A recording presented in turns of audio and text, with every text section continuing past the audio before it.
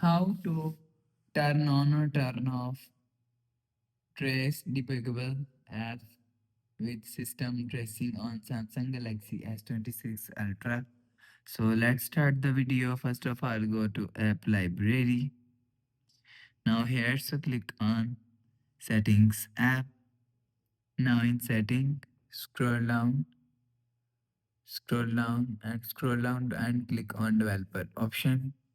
So after click on developer option, scroll down and search system tracing from here. So search system tracing from here.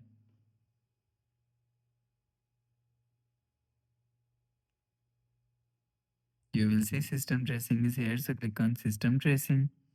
So after click on system tracing, so you will see scroll down.